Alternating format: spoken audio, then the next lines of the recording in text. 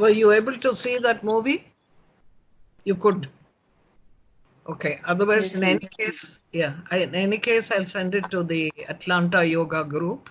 So if you want to see it later at leisure at home, you can see that also.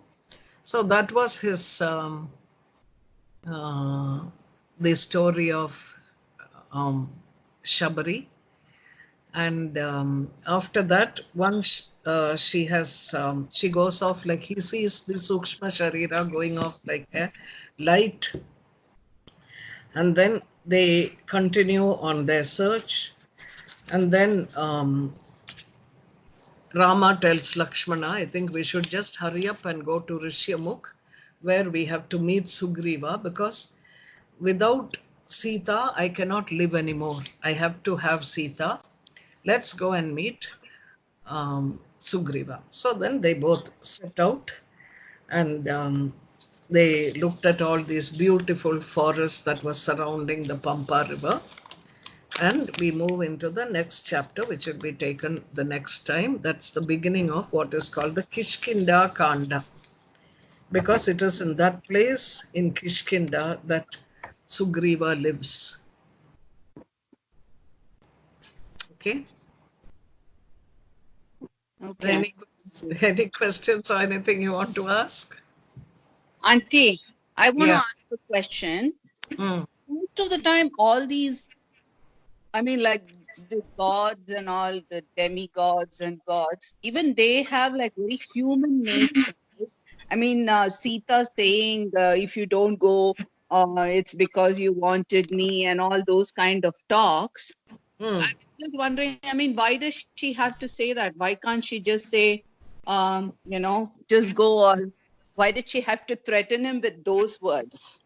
Okay, the reason is this. There are two reasons. One is, any of these are called itihasas. Itihasa means which was there, which is here, and which will continue to be there. That's what an itihasa means. Roughly, it's translated as history, but it's not actually history. So there are only two itihasas. One is Ramayana and the other one is Mahabharata. So there are two or three things that the itihasas will do for us. A, it gives you the higher value systems. Then B, it will give you the the rituals that you need to practice for a higher purpose.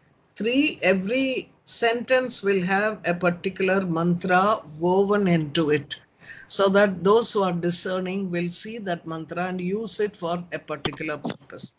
Four, they would like to make it as near to our way of thinking. So when they write the story, they will make it that way so that you can relate to the characters. Otherwise, you make them too goody and high flown. You won't be able to relate to them. The purpose is for us to relate to Rama, to relate to Sita, so that we can use this as a psychic symbol, so to speak. So through that symbol, you make a relationship, and through that symbol, you get these doubts.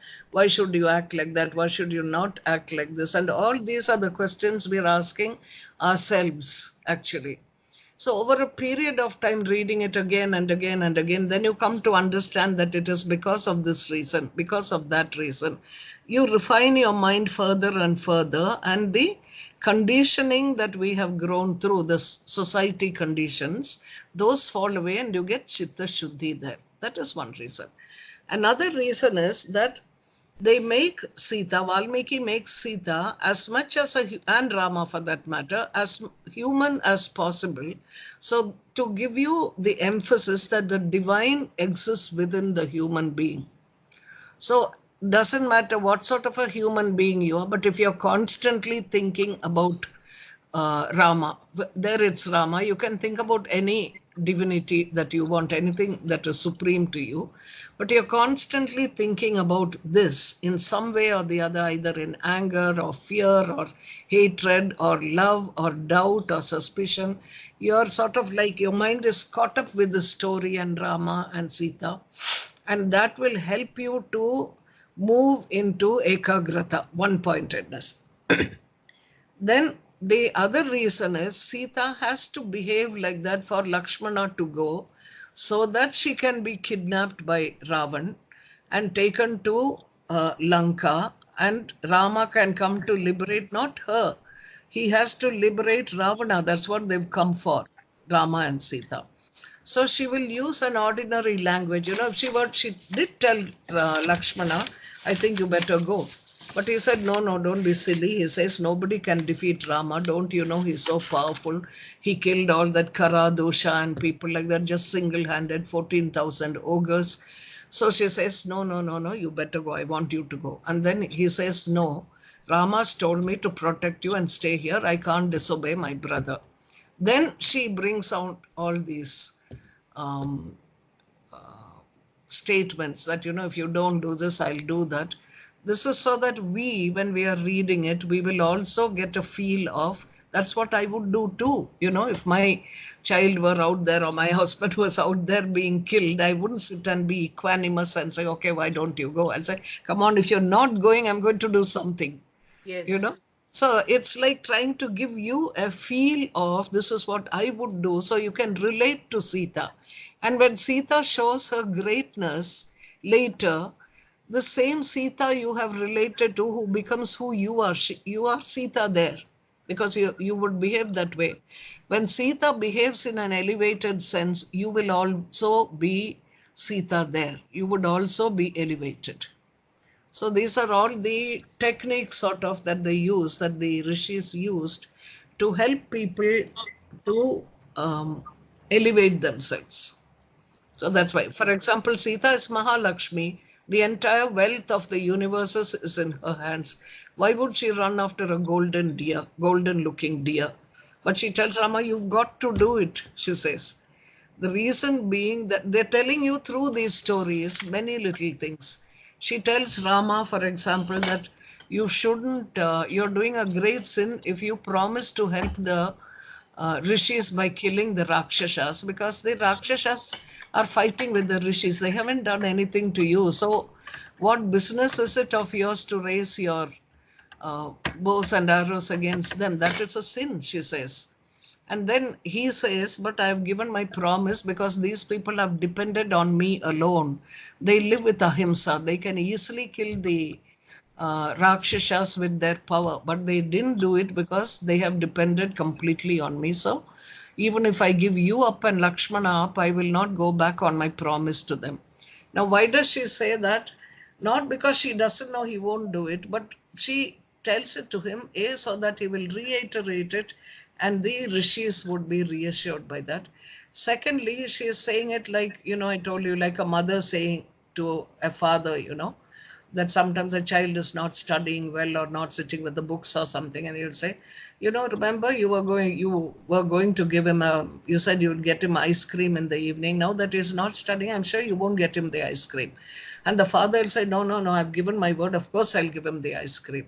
So she makes the father do it in such a roundabout way so that the child feels, oh my God, Papa is really serious. He will do it. Maybe I better sit and study. I ought to be grateful because even when mother says no, he is going to give it to me.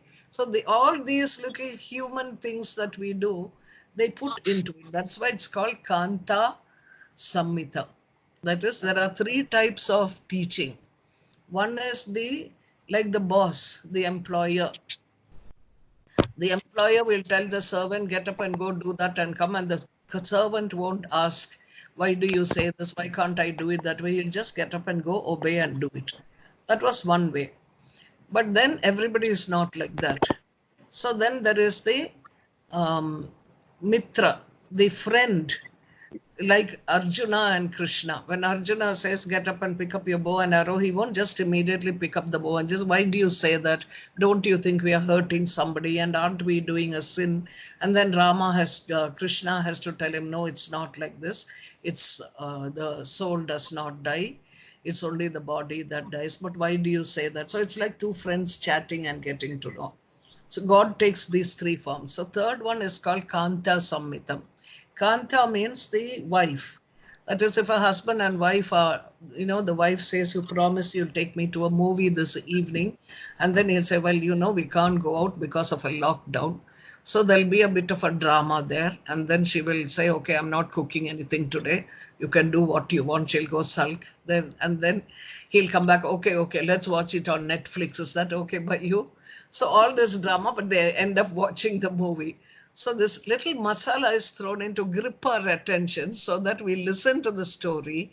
And through that story, we get closer to the Ramanama and what Rama, the essence of Rama is all about.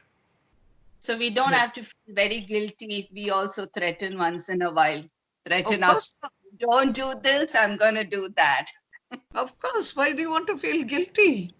I do. I threaten them and then I'll be like, oh my God, I'm not being a good person or whatever. I go through that guilt trip. So, The point is, none of us can be perfect at any time completely. Only the Paramatma is perfect. All creation is imperfect. That's why we are searching for the perfection. That doesn't give you the license to be constantly imperfect and to say, so what? No, but only when you make a mistake, you learn, no? So you feel bad, then what do you do? Next time, I'm not going to say I won't cook dinner. Let me see what else I can do. Maybe I'll cook it and come and bang it down there and say, there, eat your food. Then the third time you'll think about it and you'll say, okay, maybe that's not quite the thing because it didn't bring harmony. So the third time you might just cook something and then you might say, this is what I like. You didn't give me what I like. So I'll give you what maybe I'm not very sensitive to you. Then maybe the fourth time you'll think, okay, so what the hell? Let me cook what he wants. In what way am I becoming any smaller? So you cook something nice. And on the fifth day, he'll look at you and he might say, I didn't realize you could be so patient and so nice about things. I'm so sorry I yelled at you yesterday.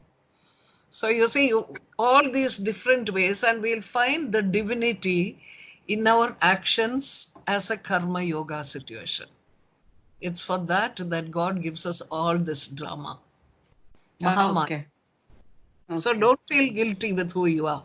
Who you are is the way God wanted you to be. That's why He made you you. Otherwise, He could have made you as Ramakrishna Paramahamsa or Rukmani or something. He made you who you are so that He is being you. He is in you, acting like you, because He wants to experience everything. Nice to know, Auntie. It's a truth. I was wondering one more thing, Auntie. Yeah. Are we all like this Ravanas who are born in this life and God has to come and, give us kind of mukti like that? Yes, sometimes. When you're as mean and nasty and evil as he is, then he will come in that way.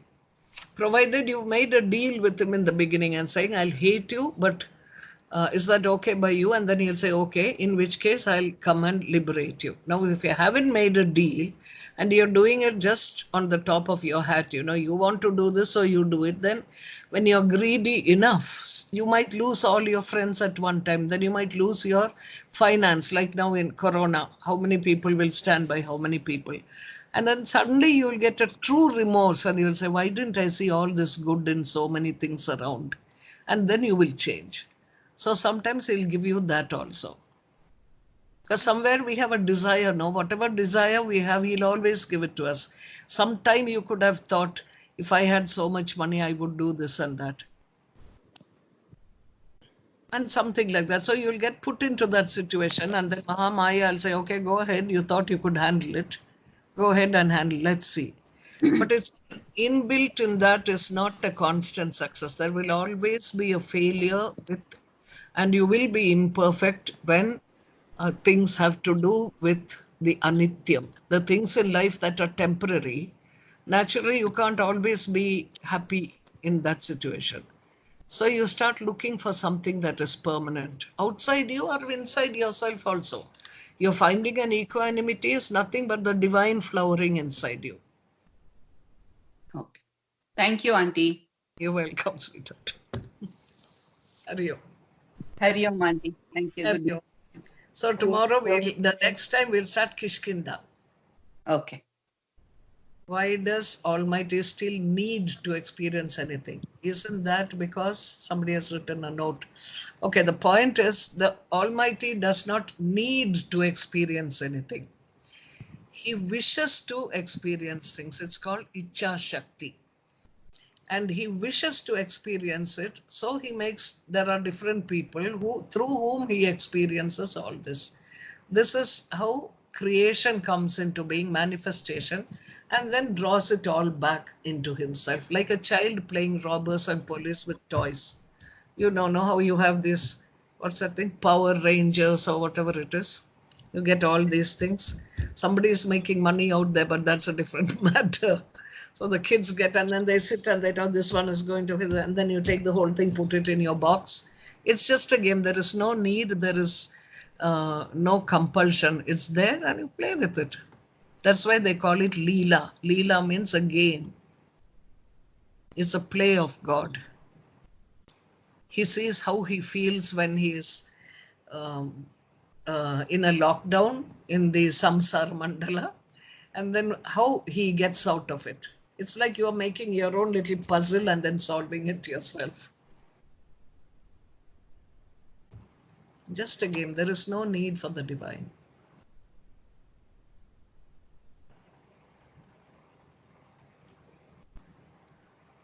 Okay? Okay, Auntie. Thank you. Okay. Hari Om then. Hari Om Tat Sat. Hari Om. Hari Om.